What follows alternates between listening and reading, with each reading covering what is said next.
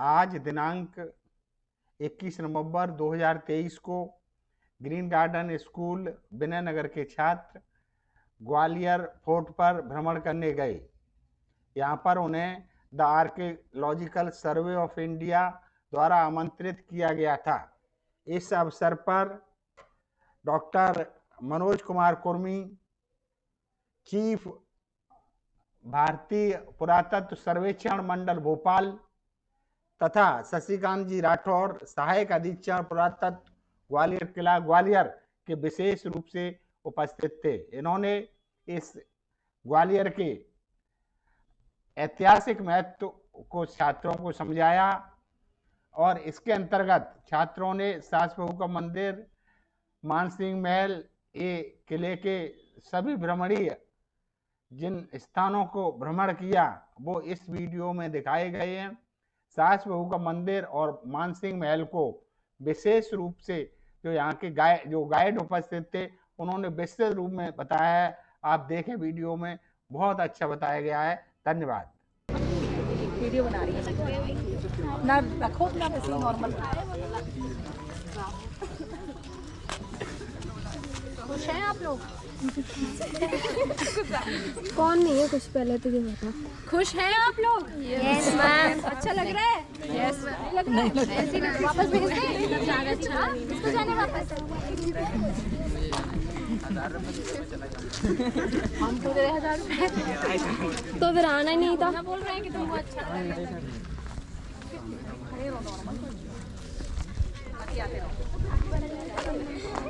करने वाली थी ना बात। 9-10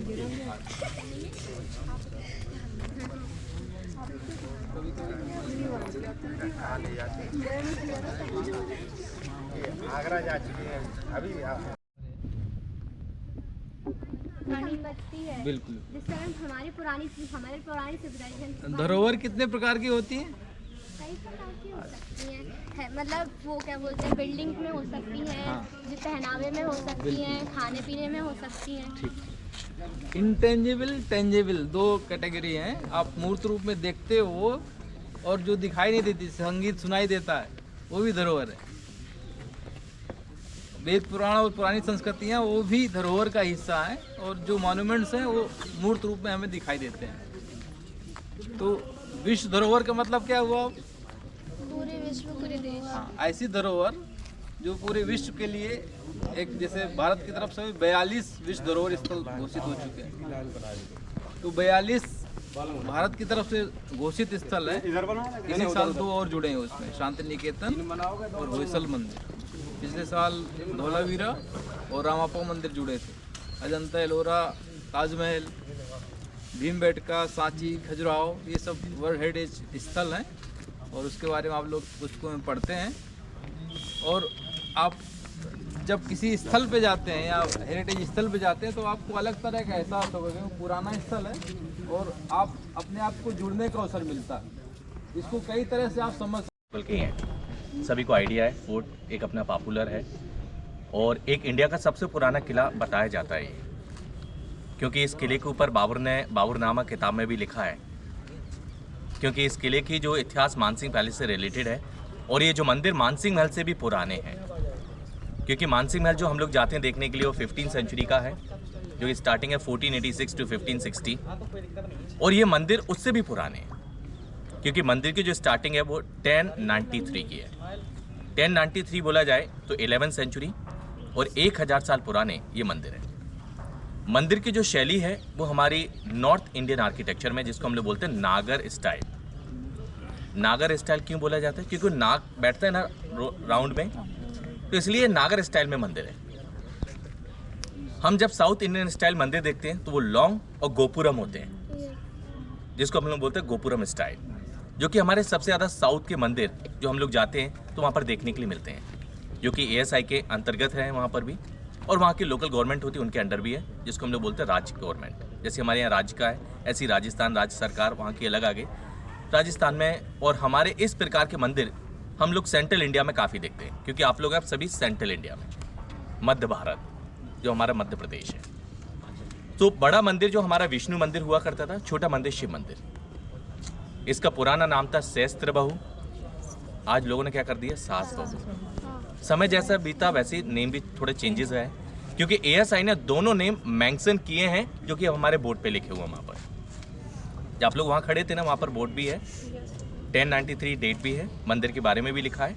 तो रियल में देखा जाए तो बड़ा विष्णु मंदिर था, छोटा शिव मंदिर था, क्योंकि राजा महिपाल थे, उनकी जो माता जी थी सासू माँ, वो विष्णु की पूजा करती थी, वाइफ थी वो शिव की पूजा करती है, इसलिए आज क्या बोलने लगे, सास बहू का मंदिर।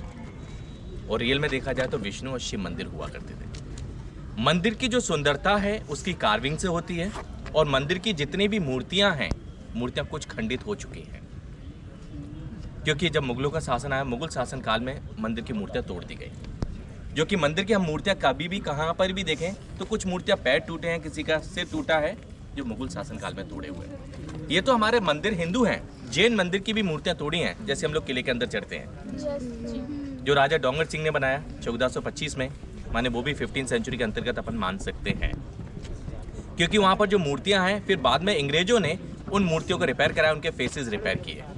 तो फेस जब हम लोग नोट करते हैं तो वो नए हैं और बॉडी पूरी ओरिजिनल है। इसी प्रकार से यहाँ के मंदिर भी जो है, इनके फेसेस रिपेयर नहीं कराए, वो ओरिजिनली है, जो कि टूटी हुई स्थिति में है।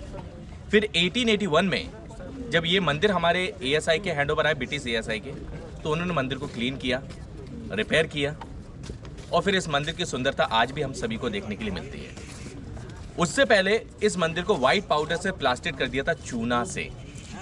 जब मुगल लोगों ने सोचा भाई हम लोग इसको मंदिर को तोड़ तो दिया ही है, अब हम इसको चूने से प्लास्टर कर देते हैं। जब अंग्रेजों का कैप्टन था JV कीथ, और JV कीथ को सर्वे में ये मंदिर मिले। सर्वे में मिलने के बाद जब उन्होंने अपना काम स्टार्ट किया तो उनकी सोच ये थी हम 2 साल में काम करके अपन वापस इंग्लैंड लौट जाएंगे, ये उनकी सोच थी।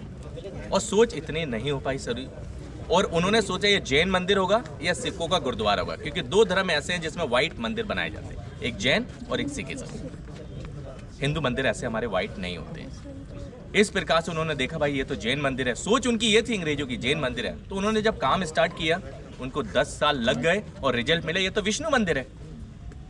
क्यों 10 साल लगे विष्णु मंदिर में? क्योंकि सबसे ज्यादा विष्णु मंदिर में कार्विंग पाई जाती है, क्योंकि विष्णु जी सबसे ज्यादा अपनी बॉडी पर ज्वेलरी का उपयोग करते हैं, और कोई ऐसा गॉड नहीं है जो ज्वेलरी पहने, सबसे ज्यादा विष्णु जी पहनते हैं। इसलिए विष्णु मंदिर में जो कार्विंग है पूरी ज्वेलरी से रिलेटेड है, जो कि हमारी लेडीज अपनी सुंदरता के लिए ज्वेलरी का उपयोग करती हैं, वो सेम ज्वेलरी की कार्विंग इस मंदिर के अंदर भी है, जो हम लोग अंदर जाके जब विजिट करेंगे। फिर ये मंदिर जब अंग्रेजों के हैंड ओवर आए तो अंग्रेजों ने समय बाई समय इन दोनों मंदिरों को अलग अलग चीज में कन्वर्टेड करा दिया। तो बड़ा वाला मंदिर कन्वर्टेड हुआ स्कूल में, जो पहले भाषा चलती थी पाली, तो वहाँ पर शिलालेख कुछ पाली के भी लिखे हुए हैं, जो हमारे कुछ बच्चे पढ़ सकते हैं तो वो पढ़ सकते हैं, नहीं तो नहीं है, तो कोई बात ही नहीं है। और छोटा वाला मंदिर ऐसा बताया गया अंग्रेजों ने यूज़ किया डिनर पार्टी के लिए, और उस समय सिंधिया शासन था हमारे यहाँ, तो सिंधिया और ब्रिटिशर्स दोनों साथ में रहते थे। इन मंदिरों की फोटो आज भी हमारे ताज उषा किरण पैलेस की वॉल के ऊपर लगे हुए हैं, जो ब्रिटिश लोग यहाँ पर डिनर करते हुए।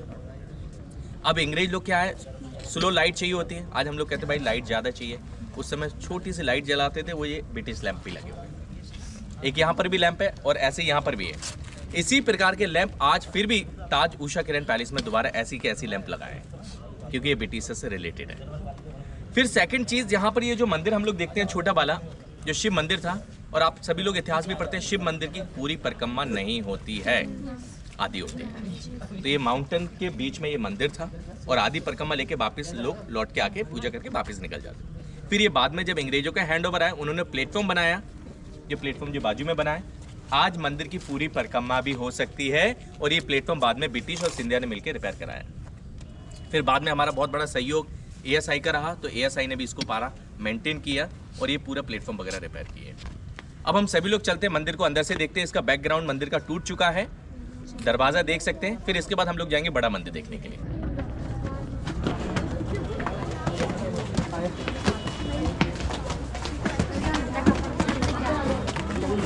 Hi ma'am, hello. छोड़ भाई।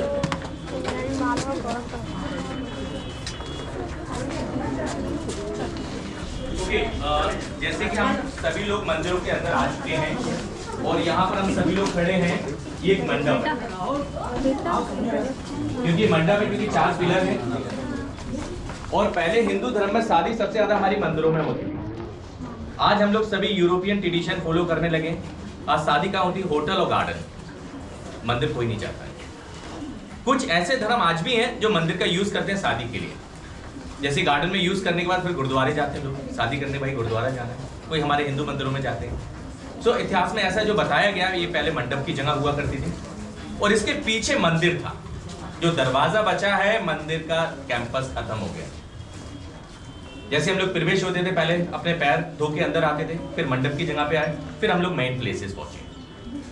अब जब ये जगह जब अंग्रेजों के हैंडओवर आई तो उन लोगों ने इसी जगह को डाइनिंग हॉल में भी कन्वर्टेड कर दिया, क्योंकि आज हम लोग सब जमीन पे बैठ के खाना खाते हैं और अब हम लोग खाना खाने बफर वाली जगह जाते हैं ना, तो कहते प्लेट लो भाई, खाना खाइए और चलें। तो ये जो प्लेटफॉर्म बनाया है, लोग खड़े होकर आराम से प्लेट रख के खाना खाया करते थे अंग्रेज लोग, लाइक ब्रिटिशर्स। तो समय जैसा बीता ना वैसे ये फोर्ट चेंज होता चला गया और किला जो हम देखें लंबाई और चौड़ाई में काफ़ी बड़ा है, क्योंकि लंबाई में 3.5 और चौड़ाई में 1.5। तो अपना किले को जो बताया गया 10 किलोमीटर एरिया में फोर्ट का कैंपस फैला हुआ है। सेकंड चीज, मंदिर का बैकग्राउंड नहीं है और यहाँ से हम लोग व्यू करें तो बैकग्राउंड का पूरा व्यू है जो पैलेस का है। अब हम सभी लोग इसके बाद चलते हैं, बड़ा माला मंदिर देखते हैं, फिर हम लोग इसके बाद कंटिन्यू वॉक करेंगे आगे के लिए। चलिए।